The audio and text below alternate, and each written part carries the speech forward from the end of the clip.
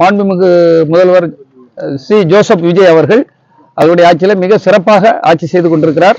குறிப்பாக ஒரு மாற்றம் வர வேண்டும் என்பதற்காக கடினமாக உழைத்துக் கொண்டிருக்கிறார். லஞ்சம் லாவணி இருக்கக்கூடாது, ஊழல் நடக்கக்கூடாது என்கிறதுல தெளிவா இருக்கிறார். ஆனால் அதற்கு மாற்றாக பத்திரத்துறையில் உங்களுக்கு எல்லாருக்கும் தெரியும், மிகப்பெரிய ஊழல்களும் மோசடியும் நடந்து கொண்டிருக்கிறது. குறிப்பாக கடந்த ஆட்சியில் உங்க எல்லாருக்கும் தெரியும், ஏழை எளிய மக்கள் இடங்களை வாங்கிடக்கூடாது என்பதற்காக, அதாவது ஒரு 3 சென்ட் 5 சென்ட் 4 சென்ட்லாம் யாருங்க வாங்குவாங்க? அம்பானி அதானியா வாங்குவாங்க? இந்த சாமானிய மக்கள், கிராமப்புற மக்கள், அந்த ஊர்ல இருக்கிற மக்கள் இந்த சொத்துக்களை வாங்கிடக்கூடாது என்பதற்காக ஒரு கார்பரேட் கூட நான் தான் போட்டிருக்கேன், பெரிய பெரிய ஜி ஸ்கொயர், பாசியம், பெரிய கார்பரேட் கம்பெனிகள் எல்லாம் ஒன்று சேர்ந்து ஒரு சதி பண்ணி சொத்துக்களை பிரிச்சு விற்க விடாம ஆக்கிட்டாங்க. ஒரு சாதாரண ஒரு தகப்பனாரு கஷ்டப்பட்டு ஒரு சொத்து 30 சென்ட் சொத்து வச்சிருந்தா அவன் பையனுக்கு 3 வருஷத்துக்கு பிரிச்சு கொடுக்க முடியாது. ஒரு பாலப்பட்டு பிரிச்சு கொடுக்க முடியாது, சொத்துக்களை எழுத முடியாது. அவசரத்துக்கு ஒரு சொத்தை வாங்கி வச்சிருப்பா. இப்ப பாருங்க, 2016 பிறகு போட்ட பத்திரங்கள் எல்லாம் இன்னைக்கு பதிய மாட்டேன்னு சொல்றாங்க.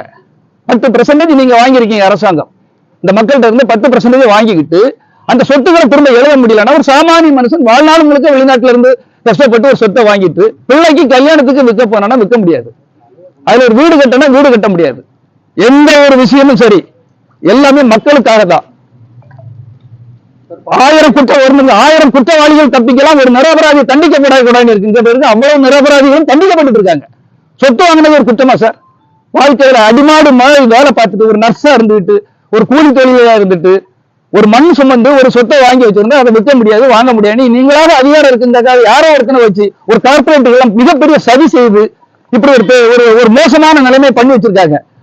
மற்ற ஸ்டேட்டுகள் எங்கேயாவது இது இருக்கா? கேள்விப்பட்டிருக்கீங்களா? இங்க எங்க உள்ளவங்க அவ்வளவு கன்னியாகுமரி மாவட்டம், திருநெல்வேலி மாவட்ட மக்கள் இப்போ கேரளாவில் போய் சொத்து வாங்குறாங்க, அங்க பத்திரப்பதிவு பண்றாங்க. கிட்டத்தட்ட 10,000 கோடி ரூபாய்க்கு மேல இழப்புகள் நடந்திருக்குது பத்திரப்பதிவு இங்க நடக்காதனால. 300 டோக்கன் விழுந்த இடத்துல இன்னைக்கு 25 டோக்கன் தான் விழுது. ஏன்? சாதாரண மக்கள் பத்திரம். நீங்க அம்பானி அதானி பாருங்க, திருநெல்வேலி மாவட்டம், கன்னியாகுமரி மாவட்டம், தென்காசி மாவட்டம், எல்லாம் தூத்துக்குடி எல்லாம் எடுங்க, அவ்வளவு பல பேர், ஐஸ்வர்யா ராய், அபிஷேக பச்சன், அந்த பச்சை இந்த பச்சை, அந்த பிண்டாரி இந்த பிண்டாரி, சுரேஷ் பிண்டாரி, அவ்வளவு 1000 ஏக்கரா விவசாய நிலங்களை அவ்வளவு கபலீகரம் பண்ணி வச்சிருக்காங்க. அவங்க வாங்கலாமா? ஆனா இங்க உள்ள ஒரு ஏழை விவசாயி, ஒரு ஏழை தொழிலாளிக்கு ஒரு 4 சென்ட் 3 சென்ட் வாங்கி வீடு கட்டிடக்கூடாதான். மத்திய அரசும் மாநில அரசும் என்ன சொல்லியிருக்கு? வீடு கட்டி கொடுக்கறதுக்கு அவங்க அலாட்மெண்ட் பண்றாங்க இல்லையா, மானியம் கொடுக்குறாங்க இல்லையா? இப்ப இந்த இடம் இல்லைன்னா எப்படி அவங்களுக்கு வீடு கட்டி கொடுக்க முடியும்? ஏழைகளுக்கு எட்டா தனியாகி கொண்டிருக்கிறது. இது மாண்புமிகு முதல்வர் இந்த மாதிரி ஏழைகள் மேல கரிசனம் காட்டுறவர்.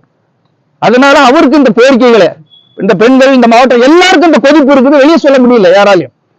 நியாயமான கொதிப்பை நீங்களே பத்திரிகையாளர்னு சொல்லுங்க. ஒரு சாமானியர்களுக்கு ஒரு வில்லேஜ்ல ஒரு பிரிச்சு விற்கிற இடத்த கூட விற்க விட மாட்டாங்கிறாங்க. எந்த இடத்துக்கு வந்தாலும் விற்க முடியாது. அதுக்கு பிறகு பெரிய பணங்கள் அவங்களே ஒரு பேரம் பேசி பணம் வாங்குறாங்க. சென்ட்டுக்கு 50,000 ரூபாய் வாங்குறாங்க. ஒரு சென்ட்டுக்கு 50,000 ரூபாய் சப் ரிஜிஸ்டர் வாங்குறாங்க. கூட்டாரத்தில் நடக்குது, எல்லா இடத்துலையும் நடக்குதுங்க. நான் மட்டும் குற்றவாளி ஆக முடியுமா? நடக்குது. தடுக்கிறது யாரு? அரசாங்கம் தடுக்கணும். சாமானியர்கள் இதுல வேற ஒண்ணும் இல்லை சார். எடப்பாடி பீரியட்ல அழகான பத்திரப்பதிவு நடந்தது. பத்திரப்பதிவை எளிமையாக்கிடுங்க, அரசுக்கு மிகப்பெரிய வருமானம் வரும். சாமானியர்கள் அவங்க சொத்தை தானே கொடுக்குறாங்க. சொத்துரிமை உண்டா கிடையாதா? அந்த சொத்துரிமையை காப்பதற்காக தான் நான் இன்னைக்கு பேசுறேன். சாமானியர்களுக்கும் சொத்து கிடைக்க வேண்டும், கஷ்டப்படுறவங்க தங்களுடைய சொத்தை விற்க வேண்டும், அதற்கு உரிமை வேண்டும். சொத்துரிமை என்பது அதுதான். உலகம் முழுக்க இருக்க சட்டமும் அதுதான். யாரோ ஒரு யானராஜனும் பூனராஜன் எவராவது ஒருத்தர் செய்யறதுக்கு எங்களை மாதிரி சொத்து வச்சிருக்கவங்க ஏன் பாதிக்கப்பட வைக்கிறீங்க? எல்லாருக்கும் தானே சொத்து. இது சம்பந்தமா நீங்க அமைச்சரையோ முதலமைச்சரையோ பாப்பீங்களா? இப்ப எல்லாருக்கும் தனி செல் மூலமா பேசியாச்சு, அப்பாயின்மெண்ட் கேட்டிருக்கேன், எல்லாத்துக்கும் இதை அனுப்பிச்சாச்சு. இதனுடைய டீடைல்ஸ் உங்களுக்கு தந்திருக்கிறேன். ஆமா, 47 சார் உங்களுக்கு தெரியும் சார். ஒரு பத்திரப்பதிவுல பிரச்சனை இருந்தா அது எழுதி கொடுக்கணுங்கிற ரூல்ஸ். ஆனா கன்னியாகுமரி மாவட்டத்தில் மட்டும் அந்த பத்திரப்பதிவுகள் பண்ண மாட்டேங்கிறாங்க. அதுக்கு என்ன செய்யணுமோ கவனிச்சா அது நடக்குது. இந்த தவறுகள் நடக்கக்கூடாது சார். ஊழல் தான் நடந்திருக்கு, ஏகப்பட்ட ஊழல். எனக்கு தெரிஞ்சு 10,000 கோடிக்கு மேல நடந்திருக்கு சார் தமிழ்நாட்டுல. அவ்வளவு ஊழல் நடந்திருக்கு சார். அதை விசாரிக்கிட்டு சார். பத்திரப்பதிவுகளை தடுத்தது ஏன்? அம்மா பீரியட்லயும் எடப்பாடி பீரியட்லயும் நடந்தது இல்லையா பத்திரப்பதிவு? அதை ஏன் இப்படி ஒரு திட்டம் போட்டு என்ன எதுக்காக இந்த சதி பண்றாங்க?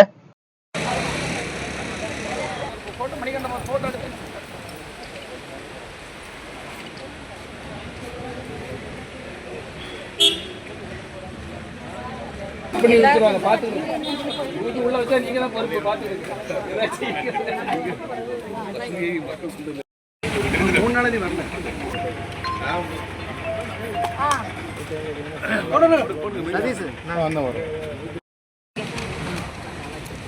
திருப்பி பிடிங்கம்மா திருப்பி